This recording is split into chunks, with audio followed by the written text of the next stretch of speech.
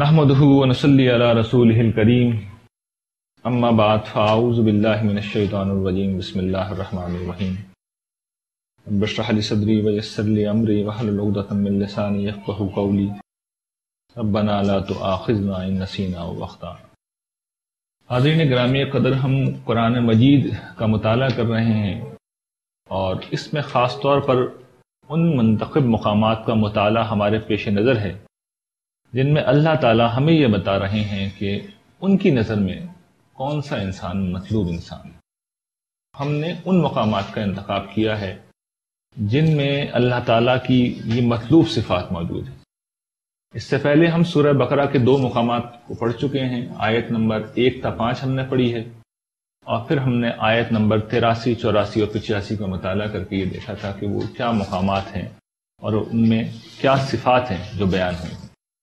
آج جو تیسرا مقام ہم پڑھ رہے ہیں وہ بھی سورہ بقرہ ہی کا ایک مقام ہے، اس لیے یہ مناسب محسوس ہوتا ہے کہ میں قرآن مجید جس طریقے سے آیات کو مرتب کرتا ہے، یعنی نظم کے پہلو سے، آپ پر یہ واضح کروں کہ کیا سلسلہ کلام ہے جو چل رہا ہے۔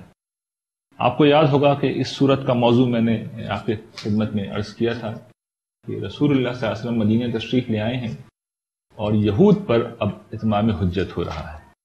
تو آیت نمبر 1 سے 5 میں یہ بتا دیا گیا تھا کہ یہ نبی جن کا وعدہ تھا، یہ کتاب جس کے بارے میں تورات میں پیشگوئی کر دی گئی تھی، یہ اب تمہارے سامنے آ گئی ہے، اور اگر یہ خصوصیات ہیں تو پھر ہی اس کتاب کو مانا جائے گا، اور ان لوگوں کے لیے اللہ تعالیٰ نے جنت کی فلاح کی ضمانت دی تھی۔ یعنی یہ تمہید میں اللہ تعالیٰ نے یہ بتایا تھا قرآن مجید میں اس مقام پر کہ یہ ہدایت تو آ گئی ہے، اس طرح کے لوگ ہدایت کو پائیں گے، اس طرح کے لوگ ہدایت کو پانے سے محروم رہ جائیں گے۔ پھر یہ بتایا گیا کہ خود ہدایت کیا ہے، اور پھر اس تمہید کے بعد اللہ تعالیٰ نے آیت نمبر 40 سے یہودیوں کو براہ راست مخاطب کر کے گفتگو شروع کر دی تھی۔ اور گفتگو کیا تھی؟ وہ چارج شیٹ تھی جو انہیں دی جا رہی تھی، ان پر اتمام حجت کیا جا رہا تھا کہ یہ تمہارے جرائم ہیں جن کا تم نے تاریخ میں ارتکاب کیا اور اس وقت بھی تم کر رہے ہو، اس لیے اب ہم تمہیں اس منصب سے فارغ کر رہے ہیں۔ اور پھر سورہ بقرہ آگے بڑھتی ہے تو ہم یہ دیکھتے ہیں کہ وہاں پر اللہ تعالیٰ حضرت ابراہیم کا ذکر کر کے یہ بتاتے ہیں کہ جس امامت کے منصب سے اب ہم تمہیں معزول کر رہے ہیں، یہ تمہارا کوئی حق نہیں تھا، تمہارا استحقاق نہیں تھا، بلکہ اصلاً یہ وعدہ اللہ تعالیٰ نے حضرت ابراہیم علیہ السلام اور ان کی ذریت سے، ان کی اولاد سے کیا تھا۔ تو ان کی اولاد کے ایک حصے یعنی بنی اسرائیل کو اب اس منصب سے فارغ کیا جا رہا ہے، اور ایک دوسرے حصے بنی اسماعیل یعنی صحابہ اکرام جو بنی اسماعیل میں سے ایمان لائے تھے، ان کو اس منصب کے اوپر فائز کیا جا رہا ہے۔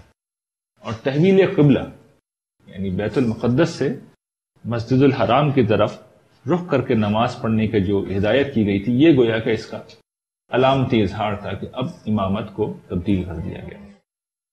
ظاہر ہے کہ یہ امامت ایک بڑا غیر معمولی منصب تھا، تو اب اس نئی امت کو اللہ تعالیٰ نے اسی سورہ بقرہ کے اندر شریعت دینا شروع کی، اور شریعت جب دینے کا آغاز کیا تو اس میں ابتدا میں اللہ تعالیٰ نے اس سے پہلے کے شریعت میں، یعنی شریعت کا باقاعدہ آغاز آگے ہوگا، لیکن اس سے پہلے کہ شریعت کے احکام دیے جائیں، اللہ تعالیٰ کچھ اخلاقی تعلیمات جو کہ ایمان و اخلاق کی دعوت ہے، میں پہلے کسی موقع پر یہ عرض کر چکا ہوں کہ وہ اصل میں مقدم ہوتی ہے، ہمیشہ مقدم ہوتی ہے، شریعت اس کے تحفظ ہی کے لیے دی جاتی ہے۔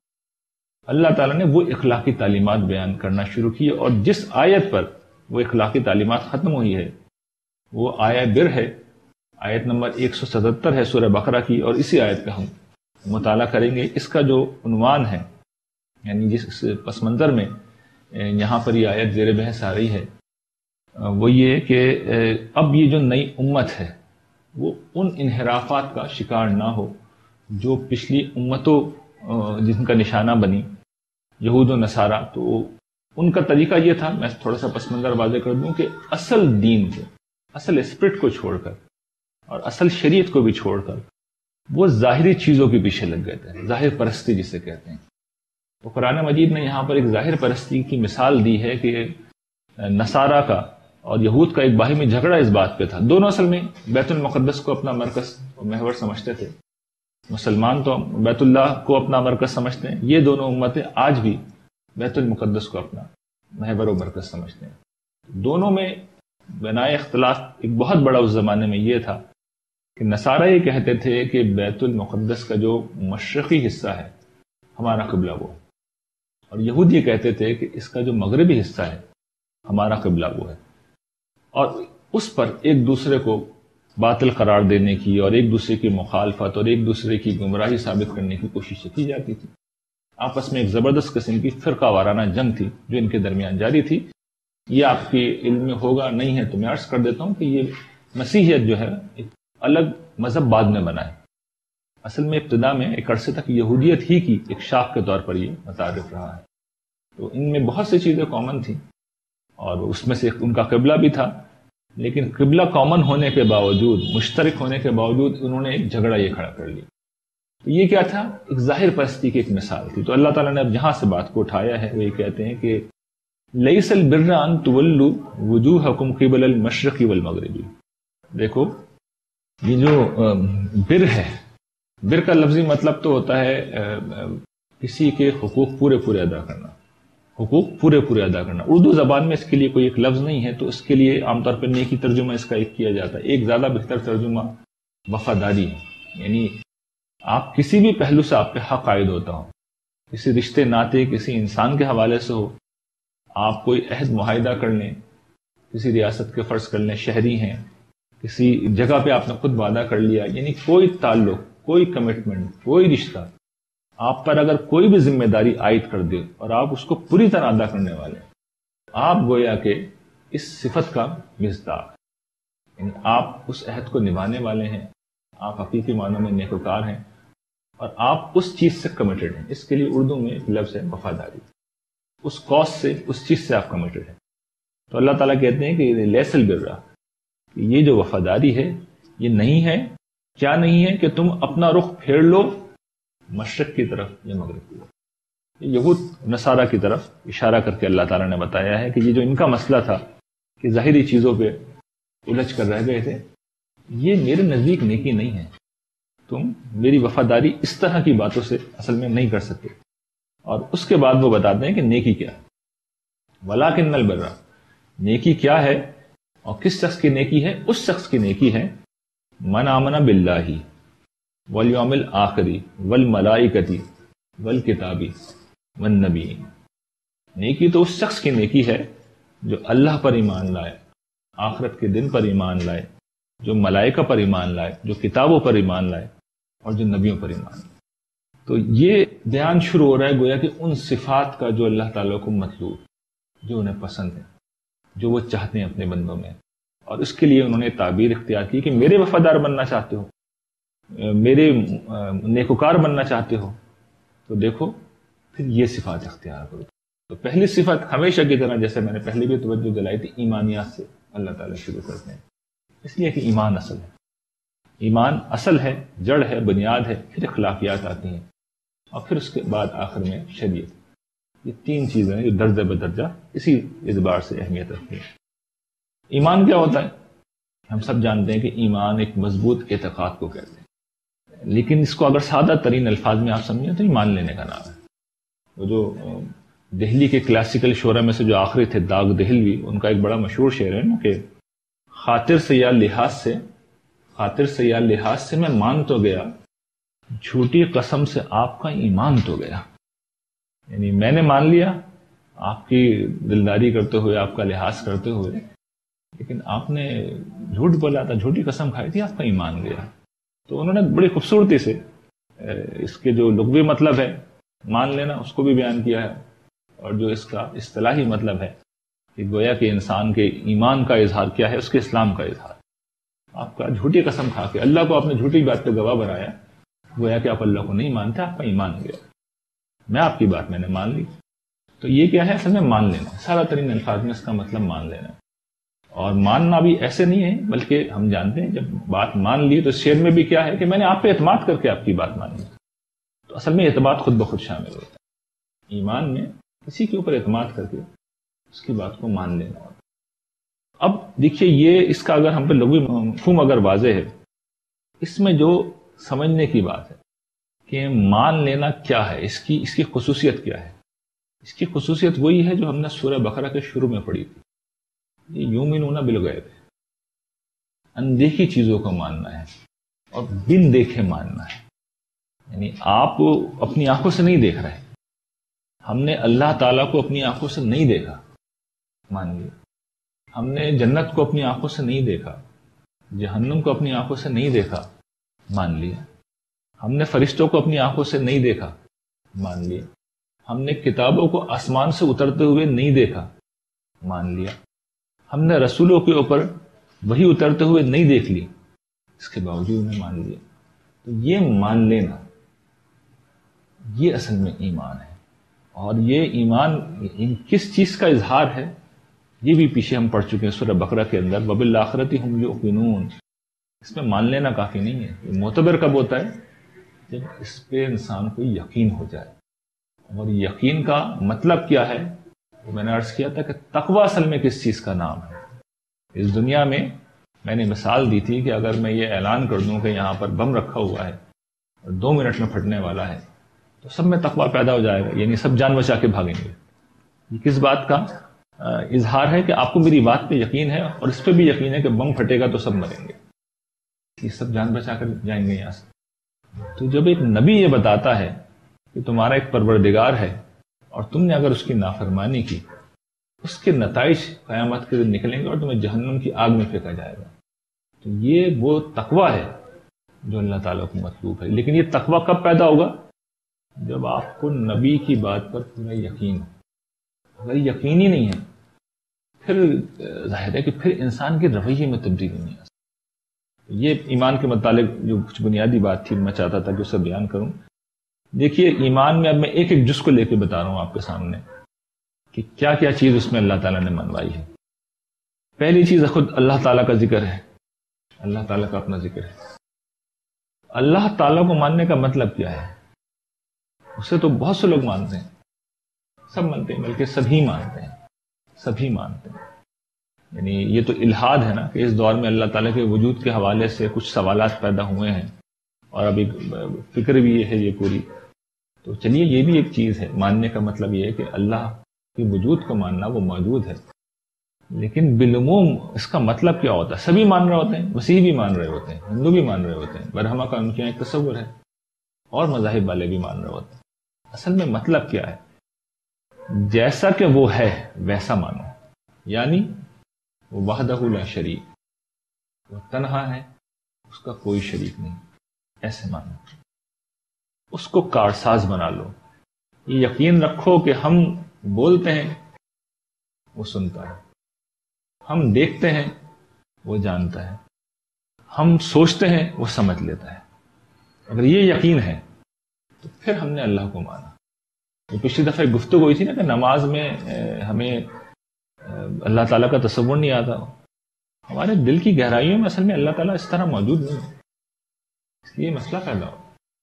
ورنہ آدمی یہ تو مانا جا سکتا ہے نا بہت مصروفیت کے اندر ہے، تو بہت مصروفیت میں آدمی کا دھیان ہو سکتا ہے بھٹک جائے، لیکن اسے خیال تو آئے گا نا وہ کھڑا ہوا کہاں پہ ہوں، کیا کر رہا ہوں. تو یہ چیز انسان کے شعور میں جب جاگزی ہو جاتی ہے اور اس کے اندر راسخ ہو جاتی ہے پھر انسان میں تبدیلی آنا شروع ہوتی ہے. ایمان پہلی چیز ہے اللہ کے اوپر. دوسری چیز دیکھیے اس میں آخرت کا ذکر ہے. اس میں بھی قانونی طور پہ ہم سب جانتے ہیں کہ اللہ تعالیٰ کے حضور ہمیں ایک روز پیش ہونا ہے اور زندگی وہی زندگی ہے، وہی ابدی زندگی ہے، اور وہاں پر یا تو جنت ہے یا جہنم ہے، اس کے بعد تیسرا کوئی انجام نہیں. تو یہ ماننا اصل میں آخرت کو ماننا. اور یہ کہ جس قانون پہ اللہ تعالیٰ نے فیصلہ کرنا ہے وہ میرٹ ہے، عدل کی بنیاد پہ وہ فیصلہ کریں گے. یہ نہیں ہوگا کہ کچھ لوگ اپنے چہیتوں کو، عمل تو کچھ بھی نہ کریں وہ اللہ کی پسند کے، اور کچھ لوگ اپنے چہیتوں کو چھڑا کے لے جائیں گے. قرآن مجید اس کی کوئی گنجائش نہیں چھوڑے. یہ عمل کرو گے تو نجات پاؤ گے. ملائکہ کس چیز کا نام ہے؟ یہ وہ ہستیاں ہیں جن کے ذریعے سے اللہ تعالیٰ قدرت کا کارخانہ چلا رہے ہیں. وہ بادشاہ ہیں، وہ بادشاہ ہیں، سب کچھ جانتے ہیں، سب کچھ کر سکتے ہیں، کرتے نہیں ہیں کچھ. وہ حکم دیتے ہیں اور ان کے حکم کو نافذ کرنے کے لیے ایک پوری مخلوق ہے. جس طرح دنیا میں وزیر اعظم کے حکم کو نافذ کرنے کے لیے بیوروکریسی ہوتی ہے، وزیر اعظم خود کچھ بھی نہیں کرتا. جن ملکوں میں صدارتی نظام ہے وہاں صدر کچھ بھی نہیں کرتا، وہ صرف حکم جاری کرتے ہیں اور پھر اس پہ بیوروکریسی عمل درآمد کراتے ہیں۔ یہ گویا کہ سمجھ لیجیے اس کائنات کا نظام اللہ تعالیٰ کی بیوروکریسی چلا رہی ہے، جو فرشتے ہیں اور ان میں سے سیدنا جبرائیل، حضرت جبرائیل علیہ السلام سب سے بلند اور سب سے اعلیٰ حیثیت کے فرشتے ہیں، وہی لے کے بھی وہی آتے ہیں، اور باقی اور بھی بہت سے کام ہیں جو وہ کرتے ہیں۔ ان کے خاص طور پر ذکر کرنے کی ایک وجہ یہ بھی ہے کہ فرشتے جو ہیں زمانہ قدیم میں ان کو خدا کی بیٹیاں بنا لیا گیا تھا، تو یہ اللہ تعالیٰ ان کی صحیح حیثیت قرآن میں جگہ جگہ واضح کرتے ہیں کہ وہ اللہ کے بندے ہیں، غلام ہیں، اور ان کی حیثیت اس کے سوا کچھ بھی نہیں ہے، وہ خدائی میں کسی پہلو سے شریک نہیں ہے۔ پھر کتاب کے اوپر ایمان، کتاب کے اوپر ایمان کا مطلب کیا ہے کہ کتاب دیکھیے کیا ہے، یہ جو قرآن مجید ہم پڑھ رہے ہیں، اب غور کیجئے، یہ اللہ تعالیٰ کے قائم مقام ہے۔ اس کتاب پر اگر ہمارا یہ عقیدہ نہیں ہے کہ اس وقت اللہ تعالیٰ کے قائم مقام ہے، یہ الفاظ اللہ تعالیٰ کے الفاظ ہیں، تو ہم کیوں عمل کریں گے؟ تو یہ ہمارا یقین ہونا چاہیے۔ اچھا، اس یقین کو کوئی جس طرح آخرت کا عقیدہ ہے نا، مانتے تو آخرت کو ہیں، لیکن جی ہمیں کوئی بخشوا دے گا، ہمارا کوئی شفیع ہوگا اور ہمیں کچھ بھی نہیں ہو سکتا، اسی طریقے سے کتاب کا بھی معاملہ ہے تو اللہ کا کلام، لیکن اس کو ہم وہ حیثیت دینے کے لیے تیار نہیں جو اس نے اپنی حیثیت خود بیان کی کہ یہ میزان ہے، یہ فرقان ہے۔ میزان کا مطلب ہے ترازو ہے، اس پر رکھ کر ہر چیز کو تولا جائے گا۔ یہ فرقان ہے، کسوٹی ہے، اس پر پرکھ کر ہر چیز کو دیکھا جائے گا کہ کون سی ملمہ سازی ہے اور کون سی چیز حقیقی معنوں میں سونا۔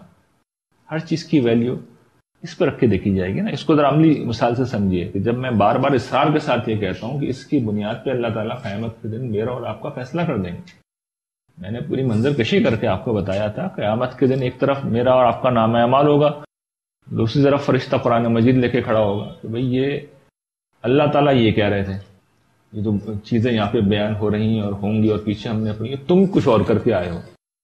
تو دو ہی چیزیں ہو سکتی ہیں، یا تو ہم مانتے نہیں تھے اللہ کی کتاب کو، یہ اللہ کی کتاب ہے، یا مانتے تھے تو ہم اہمیت دینے کو تیار نہیں، تو ماننا بھی ہے اور اہمیت بھی دینی ہے۔ اگر یہ کریں گے تو پھر ہمارے نامہ اعمال میں وہ اعمال ہوں گے جو قرآن مجید بیان کرتا ہے، ورنہ ہم کیوں یہ اعمال کریں گے جب ان کی اہمیت نہیں۔ پھر دوسرے اعمال آ جائیں گے، پھر وہ آ جائیں گے جن کا ذکر پیچھے ہوا ہے کہ اپنے رخ مشرق کی طرف کر لیے یا مغرب کی طرف کر لیے، ظاہری چیزوں میں الجھ کے رہتا ہے۔ اس کی بڑی اہمیت ہے، اس کی بڑی اہمیت ہے۔ اور پھر آخر میں انبیاء علیہ السلام، انبیاء علیہ السلام پر ایمان کا مطلب یہ ہے کہ اللہ تعالیٰ مجھ سے، آپ سے اور کسی انسان سے تو براہ راست کلام نہیں کرتے، وہ انسانوں میں سے کچھ کا انتخاب کرتے ہیں، ان پر وحی نازل کرتے ہیں، اور پھر یہ انبیاء علیہ السلام ہیں جو اللہ کی طرف سے ہم سے کلام کرتے ہیں۔ تو ان کو اس حیثیت میں ماننا ضروری ہے کہ نبی نے جو کہہ دیا وہ حق ہے، اس نے جو فیصلہ کر دیا اسے ماننا لازمی ہے۔ اگر نہیں مانا تو ہم پھر مسلمان نہیں ہو سکتے۔ نبی کا فیصلہ حرف آخر ہوتا ہے، اس کی بات حرف آخر ہوتی ہے۔ قرآن ہمیں کیسے پتہ چلا قرآن ہے؟ یہ بھی نبی نے دیا۔ دین ہمیں کیسے پتہ چلا دین ہے؟ یہ بھی نبی نے دیا۔ صحیح عقیدہ کیا ہے؟ یہ بھی نبی بتاتے۔ یہ نبی کا مقام ہوتا ہے، اور اب تو رسول اللہ صلی اللہ علیہ وسلم کا یہ مقام ہے کہ آپ ہی سب کچھ ہے، آپ ہی سب کچھ ہے۔ دین ملے گا تو آپ سے ملے گا، کیا کرنا ہے کیا نہیں کرنا، کس میں نجات ہے کس میں نہیں، سب آپ ہی بیان کریں گے۔ تو یہ پہلا مطالبہ ہے گویا کہ جو اللہ تعالیٰ نے رکھا ہے۔ دوسری چیز اللہ تعالیٰ بیان کر رہے ہیں، وَآتَ الْمَالَ عَلَىٰ حُبِّهِ ذَوِي الْقُرْبَىٰ وَالْيَتَامَىٰ وَالْمَسَاكِينَ وَابْنَ السَّبِيلِ وَالسَّائِلِينَ وَفِي الرِّقَابِ۔ یہ وہی بات ہے، آپ غور کیجئے، جو بنی اسرائیل سے عہد لیا گیا تھا اور جو ان کو احکام دیے گئے تھے وہاں پہ بھی تھا لا تعبدون الا اللہ وبالوالدین احسانا وذی القربى والیتامى والمساکین وقولوا للناس حسنا۔ وہاں پر ایک آخری جملہ بدل دیا تھا، وقولوا للناس حسنا، باقی چیزیں یہی ہیں، ذی القربى والیتامى والمساکین، اور کچھ دوسری چیزیں ایڈ ہو گئی ہیں۔ یہ کیا ہے؟ یہ اب ایمان کا عملی اظہار شروع ہے، یعنی ایمان کا درخت ہے تو یہ پھل آنے چاہیے۔ وہ جڑ اگر دل کی زمین کے اوپر جگہ پکڑ چکی ہے تو یہ برگ و بار نکلنے چاہیے۔ تو پہلا ثمر کیا ہے، پہلا پھل کیا ہے اس ایمان کا؟ آدمی میں اتنا حوصلہ ہو کہ اپنا مال دینے کے لیے تیار ہے۔ وہاں پہ اس کو احسان کہا گیا تھا، یہ میں نے پچھلی دفعہ واضح کیا گیا تھا کہ احسان میں مال دینا خود بخود شامل ہے، یہاں ہی کھول دیا اللہ تعالیٰ نے، مال دو۔ والدین کا یہاں ذکر نہیں ہے، وہاں والدین کا تھا۔ قرابت داروں میں سب سے پہلا رشتہ والدین ہی ہوتا ہے، اس لیے ان کا ذکر اگر کیا جاتا ہے تو خصوصیت سے، ورنہ پہلا رشتہ والدین کا ہوتا ہے۔ قرابت دار کیا ہوتے ہیں؟ اصل میں خونی رشتے ہوتے ہیں، ماں باپ بھائی بہن اور ان سے پھوٹنے والے رشتے یا سحری رشتے ہوتے ہیں جو کہ بیوی یا شوہر کے تعلق سے، ساس سسر اور پھر ان کا خاندان. یہ دو بنیادی رشتے ہوتے ہیں. تیسرا بھی رشتہ ہوتا ہے جو ہمارے یہاں تو نہیں ہے، رضائی رشتہ، لیکن ان سب کے ساتھ ہی حسن سلوک کا اور گویا کہ جس طرح یہاں کہا گیا انفاق کا حکم ہے. پہلی چیز رشتہ دار. دیکھیے رشتہ داروں پہ مال خرچ کرنا، اس میں اللہ تعالیٰ نے یہ نہیں کہا کہ غریب ہوں، نہیں، غریب ہوں امیر ہوں ان پہ خرچ کرو. اس کی وجہ کیا ہے؟ دیکھیے اصل جو اسکیم ہے اللہ تعالیٰ کی، اس میں انسان اس دنیا میں تنہا نہیں جیتا. وہ کہاں جیتا ہے؟ وہ رشتہ داروں میں جیتا. اور یہ میں نے پچھلی دفعہ عرض کیا تھا کہ آپ کو دوست پسند نہ ہوں، ذوق کے نہ ہوں، تو آپ دوست بدل سکتے ہیں. کلاس فیلوز بدل جاتے ہیں، پڑوسی بدل جاتے ہیں، میاں بیوی کا حتیٰ کہ جو تعلق ہے وہ بھی بدل سکتا ہے. یہ جو خونی رشتے ہوتے ہیں نا، یہ نہیں بدلتے، یہ مرتے دم تک رہتے ہیں. تو اللہ تعالیٰ یہ چاہتے ہیں کہ یہ تعلق نہ ٹوٹے. اچھا، رشتہ داروں میں مسئلہ یہ ہوتا ہے کہ انسان تو انسان ہے، برتن اگر آپ ساتھ رکھیں تو ان سے پھر آواز آتی ہے، آپس میں ٹکراتے ہیں. تو رشتہ داروں میں یہ مسائل ہمیشہ ہوتے ہیں. یعنی ایسا کہیں نہیں ہوتا کہ رشتہ دار بہت پیسفلی اپنی زندگی گزار رہے ہیں. کوئی نہ کوئی ایک شخص ہوتا ہے، دو لوگ ہوتے ہیں جو مسئلہ پیدا کر رہے ہوتے ہیں، کم یا زیادہ کچھ نہ کچھ ہوتا ہے. تو اگر آپ یہ طے کر لیں کہ بھئی میرے رشتہ دار نے میرے ساتھ فلاں فلاں کام کیا، میں نے تو اس سے ملنا ہی نہیں، تو رشتہ داری ختم ہو جائے گی. ایک دوسرا رویہ قرآن مجید بیان کر رہا ہے کہ ان کو مال دو، ان پہ خرچ کرو، یہ بھی نہ دیکھو کہ امیر ہے یا غریب. تو مجھے بتائیے کہ اگر کوئی شخص مجھے اور آپ کو گفٹس دے، پیسے دے، کنٹریبیوٹ کرے کسی بھی پہلو سے، اچھے برے میں ہماری مدد کرے، تو ہمارے دل میں اس کے لیے برائی کیسے ہو سکتی ہے؟ برائی ہوگی بھی، ختم ہو جائے گی. یہ اصل میں کیا ہے؟ یہ اللہ تعالیٰ کی اسکیم ہے. رشتہ دار جڑے رہیں، اس لیے کہ زندگی کے مشکل ترین مرحلوں میں رشتہ داروں میں جتنے بھی اختلاف ہو، جب بھی مشکل وقت آتا ہے تو اصل میں کون آتا ہے؟ رشتہ دار آتا ہے. یہ عصبیت ہے انسان کی، ہمیشہ سے یہی عصبیت رہی ہے. زمانہ قدیم میں قبائل ہوتے تھے، تو وہ قبائل کیا ہوتے تھے؟ رشتہ دار ہوتے تھے. آج بھی آپ دیکھیے مشکل گھڑی میں کون کھڑا ہوا ہوتا ہے؟ رشتہ دار ہوتے ہیں. تو رشتہ داروں سے اللہ تعالیٰ چاہتے ہیں کہ تعلق جڑا رہے، مضبوط رہے، بنا رہے.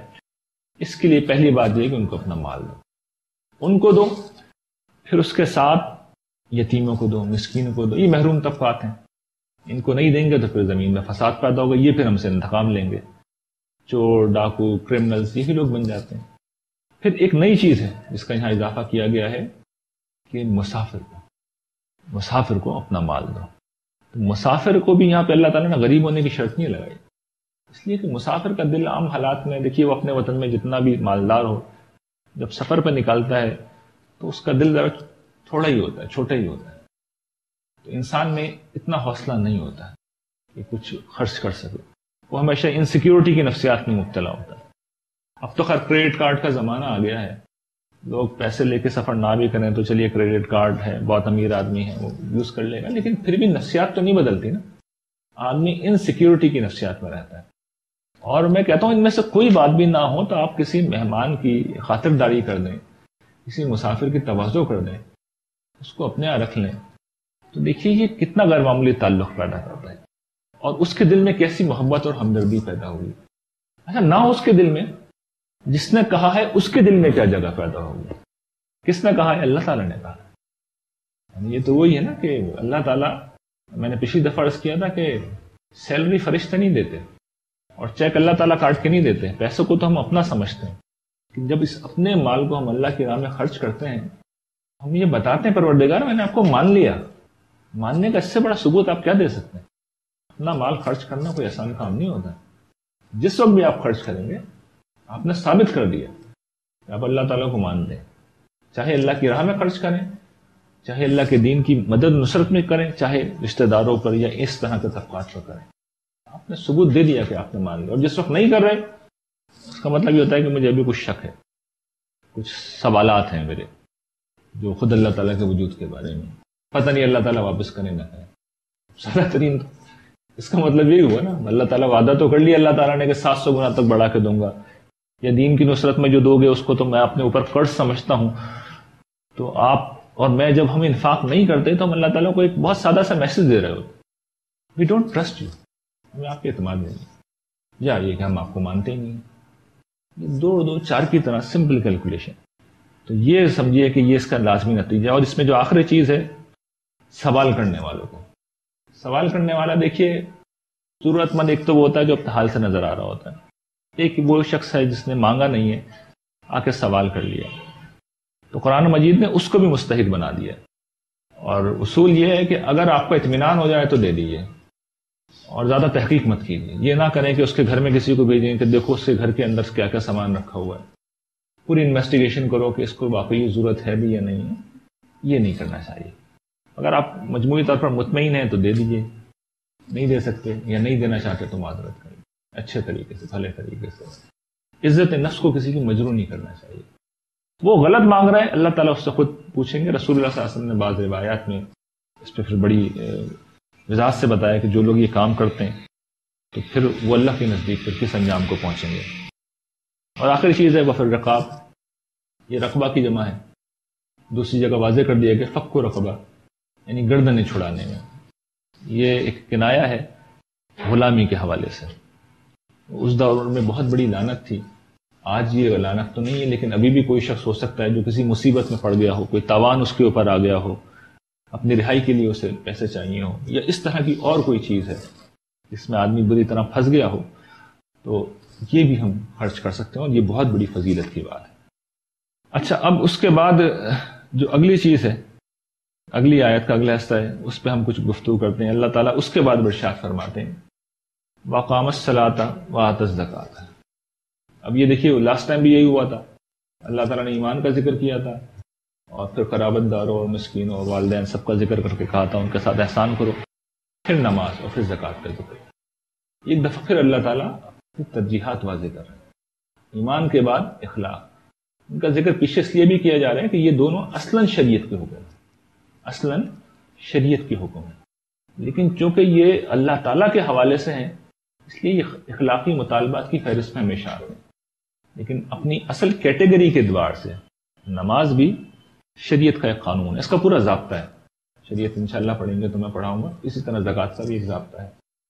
تو یہ اللہ تعالیٰ ترجیح بھی بتاتے ہیں، ایمان، اخلاق اور شریعت۔ اس پر ہم پہلے گفتگو کر چکے ہیں، تو اس پہ میں اور بار بار آئیں گے یہ چیز، اس لیے اس وقت تو میں وقت کم ہے تو 10:30 میں سے آگے بڑھ رہا ہوں۔ اگلی جو صفت ہے اللہ تعالیٰ بیان کرتے ہیں وَالْمَوْفُونَ بِعَهْدِهِمْ إِذَا عَهَدُوا، کہ وہ لوگ ہیں کہ جب کوئی عہد کر بیٹھتے ہیں تو اس کو پورا کرتے ہیں۔ یہ وہ لوگ ہیں جو کوئی عہد کر بیٹھتے ہیں تو اس کو پورا کرتے ہیں، یہ اہم ترین مطالبہ۔ اور جس طریقے سے ہمارے اساتذہ بیان کرتے ہیں، امام اصلاحی نے اپنی تفسیر میں جب یہ بیان کیا ہے کہ اللہ تعالیٰ نے اسلوب بدل دیا، فعل کی جگہ صفت کے صیغے لے آئے، والموفون، یہ لوگ اپنے عہد کو پورا کرنے والے ہیں۔ اقام الصلاۃ یا آتى الزکوٰۃ جو تھا یہ کیا تھا؟ یہ فعل کے صیغے تھے۔ صفت کا مطلب یہ ہوتا ہے کہ یہ آپ کے کردار کا، میرے کردار کا ایک مستقل حصہ ہے، لازمی حصہ ہے، اسینشل حصہ ہے۔ تو ایک تو اس پہلو سے آپ دیکھیے کہ اللہ تعالیٰ نے کس طرح بیان کیا۔ دوسرے جو اس کی اہمیت ہے کہ اذا عہدوا، جب وہ عہد کر بیٹھتے ہیں پھر پیچھے نہیں ہٹتے، کمٹمنٹ نبھاتے ہیں۔ قرآن مجید نے تو ایک اور مقام ہم پڑھیں گے سورہ بنی اسرائیل کا، وہاں اس درجے میں جا کے کہا ہے وَأَوْفُوا بِالْعَهْدِ إِنَّ الْعَهْدَ كَانَ مَسْئُولًا، اپنے عہد کو پورا کرو، تم سے پوچھا جائے گا قیامت کے دن۔ کوئی کمٹمنٹ کی تھی تو اسے نبھایا یا نہیں نبھایا؟ تو یہ کمٹمنٹ نبھانا، وعدہ کر کے پورا کرنا، یہ بہت بڑی ذمہ داری ہے، یعنی ہم ذمہ داری اپنے اوپر لے رہے ہیں، اور جب لے لی تو پھر پیچھے نہیں ہٹ سکتے۔ یہ اصول آپ سمجھ لیجیے، پیچھے ہٹیں گے تو اللہ تعالیٰ نے دوسرے مقام پر بیان کر دیا میں پوچھوں گا۔ اور رسول اللہ صلی اللہ علیہ وسلم نے ایک حسن روایت ہے اس میں بیان کر دیا کہ لا دین لمن لا عہد لہ، جس شخص کے اندر عہد نبھانے کی صلاحیت نہیں ہے، جو یہ کام نہیں کرتا، نہ دین نہیں۔ تو یہ اس سے زیادہ سخت ترین تنبیہات کیا کی جائے۔ تو ان مقامات میں آپ جگہ جگہ دیکھیں گے عہد کی پابندی، اور یہ کوئی آسان کام نہیں ہے، اس لیے کہ وعدہ آدمی کر لیتا ہے، بعض اوقات دباؤ میں ہوتا ہے، بعض اوقات جوش میں ہوتا ہے، بعض اوقات مجبوری ہوتی ہے، بعض اوقات چلیے روا ربی میں ایک بات کہہ دی، لیکن کہہ دی تو پھر نبھانا چاہیے، اس لیے کہ یہ نفس کے تقاضوں کے خلاف ہوتی ہے پھر چیزوں کو، اس لیے کہ ہمیشہ آدمی کو قربانی دینی پڑتی ہے۔ آپ کیا کمٹمنٹ کریں گے لوگوں سے؟ میں تمہاری مدد کروں گا، میں فلاں جگہ پہ پہنچ جاؤں گا، تمہیں عملی تعاون کی ضرورت ہے میں آ جاؤں گا، ان میں سے ہر چیز اصل میں ہم سیکریفائس کر رہے ہوتے ہیں. تو سیکریفائس کرنا کوئی آسان کام نہیں ہے. لیکن آپ دیکھیے اس کی کیا اہمیت ہے اللہ تعالیٰ نے کہ لب و لہجہ بدل کے ہی بتایا ہے. یہ اپنے عہد کو پورا کرنے والے ہوتے ہیں جب کر بیٹھتے ہیں. پھر اگلی چیز اور جو آخری چیز ہے آج کی وہ یہ کہ والصابرین فی الباساء والضراء وحین الباس. یعنی فی الباساء کا مطلب یہ ہے کہ یہ وہ لوگ ہیں کہ جو معاشی تنگی کے مواقع پر بھی صبر کرتے ہیں. والضراء یعنی جسمانی طور پہ کوئی بیماری آئے, کوئی آدمی کو معذوری لاحق ہو جائے تو جسمانی ضرر کے لیے لفظ آتا ہے. اور حین الباس کا مطلب یہ ہوا کہ جنگ کی جدال کے موقع پر. تو یہ 3 چیزیں ہیں, 3 مواقع ہیں جہاں پر صبر کرنا بڑے حوصلے کا کام ہے, بڑے حوصلے کا کام ہے. معاشی تنگی اللہ سب کو اپنی پناہ میں رکھے, لیکن اگر کوئی شخص اس کی زد میں آ جائے تو جینا مشکل ہو جاتا ہے, ضروریات پوری کرنی مشکل ہو جاتی ہے. اچھا ضروریات پوری ہو رہی ہوں تو خواہشات کی ایک دوڑ لگی ہوئی ہوتی ہے, اس میں اپنے آپ کو روکنا یہ کوئی آسان کام نہیں ہوتا. اچھا اس سے زیادہ مشکل کام یہ ہے کہ کوئی بیماری آ جائے. بیماری کو جھیلنا تو ایک ایسا کام ہے کہ اچھے اچھے لوگوں کا پتا پانی ہو جائے, بہت مشکل کام ہوتا ہے. اور اسی طرح جنگ ہو جائے, حالت جنگ ہوں تو پھر جان مال آبرو سب اس کی زد میں آتی ہیں. امن و امان کی جو فضا ہو جائے, یہ سمجھیے کہ اس کا اطلاق ہم بھی ایک نوعیت کی حالت جنگ میں, جس طرح کی ہماری یہاں صورتحال ہے, موبائل چھن جاتے ہیں, لوگ گھروں سے محفوظ اپنے آپ کو محفوظ نہیں سمجھتے, بم دھماکے ہو جاتے ہیں, اس طرح کے حادثات بھی ہو جائیں. اس میں بھی اگر انسان صبر سے کام لے تو پھر اللہ تعالیٰ اس کا بڑا اجر بیان کرتے ہیں. اور یہاں پہ تو جو آپ دیکھیے کہ وہی الفاظ ہیں والصابرین, یہ ایک دفعہ پھر صفت کا صیغہ ہے, اور اس میں بھی یہ اہتمام کر لیا گیا. ابھی گرامٹیکل بحث ہے, چلیے اس کو جانے دیجیے, ورنہ اس میں گرامر کے اعتبار سے بھی اللہ تعالیٰ نے موفون جو ہے اس سے بدل کے صابرین لے کے آ گئے. تو یہ خاص طور پہ گویا کہ صبر کرنے والے یہ ہوتے ہیں یہ لوگ. اور پھر جو لوگ یہ ہوتے ہیں ان کے متعلق اللہ تعالیٰ اپنی طرف سے کنفرمیشن دے رہے ہیں, اولئک الذین صدقوا واولئک هم المتقون. یہی وہ لوگ ہیں جو اپنے ایمان میں کھرے نکلے, جو اپنی وفاداری میں کھرے نکلے, جنہوں نے اس کو سچ ثابت کر دکھایا. اولئک هم المتقون, یہی حقیقی معنوں میں متقی لوگ. ہمارے یہاں متقی آدمی کون ہوتا ہے؟ خاص طرح کا حلیہ ہوتا ہے. یعنی ایک طرف آپ کمپیریزن کر لیے کہ ایسا شخص ہے جس کے اندر یہ ساری خصوصیات موجود ہیں اور اس کا وہ خاص حلیہ نہ ہو جو ہمارے یہاں نیکوکاروں کا معیار ہے. اور دوسری طرف ایک شخص کے اندر اس میں سے شاید کوئی خصوصیت بھی نہیں ہو اور میری طرح اس کی داڑھی بھی ہو اور کچھ اور چیزیں بھی ہوں. تو آپ دیکھیے کہ کیا ہم کس کو متقی کہیں گے؟ بولیں گے یہ آدمی متقی. قرآن مجید کہہ رہا ہے اولئک هم المتقون, یہ لوگ متقی ہیں. تو قیامت کے دن میری بات چلے گی, آپ کی بات چلے گی, یا اللہ تعالیٰ کی بات چلے گی؟ اللہ تعالیٰ کی بات چلے گی. فیصلہ سنا دیا میں نے. متقی بھی ہے, متقی کا ایک دوسرا مفہوم میں بیان کر چکا ہوں, باعتبار نتیجہ ہوتا ہے. جہنم کی آگ سے بھی یہی لوگ بچائے جائیں گے. قرآن مجید نے اپنا فیصلہ سنا دیا ہے, اللہ تعالیٰ نے فیصلہ کر کے فارغ ہو چکے ہیں. اب میری اور آپ کی مرضی جو دل چاہیں کرتے رہیں, فیصلہ اس پہ ہوگا, فیصلہ ان چیزوں پہ ہوگا. اور یہی وہ چیزیں میں ہمیشہ توجہ دلاتا ہوں جن کے معاملے میں اس وقت معاشرے کو ایجوکیٹ کرنے کی ضرورت ہے. یہ 23 مقامات ہیں, آپ پڑھتے چلے جائیں میرے ساتھ, آپ اپنی زندگی کا اسے حصہ بنا لیں, آپ دیکھیں گے زمین آسمان سب بدل گئے. اور جس وقت معاشرے میں ایسے صاحب کردار لوگ پیدا ہو جاتے ہیں تو وہ پورا معاشرہ بدل جاتا ہے. اور اس کی سب سے روشن مثال صحابہ کرام کی ہے. قرآن مجید نے انہی سے وعدہ کیا تھا کہ تم یہ کرو گے, وعد اللہ الذین آمنوا منکم وعملوا الصالحات لیستخلفنکم فی الارض. یہ وعدہ کیا تھا اتنا بڑا کہ آخرت کی نجات تو ملے گی ملے گی. وہ تو جگہ جگہ گارنٹی کر رہے ہیں. یہ کہا تھا دنیا میں بھی زمین پر غلبہ دے دوں گا, اقتدار دے دوں گا. تو اللہ تعالیٰ تو اس حد پہ آنے کے لیے تیار ہے, لیکن ایسے صاحبان کردار کو, میرے جیسے لوگوں کے بارے میں یہ بات نہیں کہی گئی. وآخر دعوانا ان الحمد للہ رب العالمین.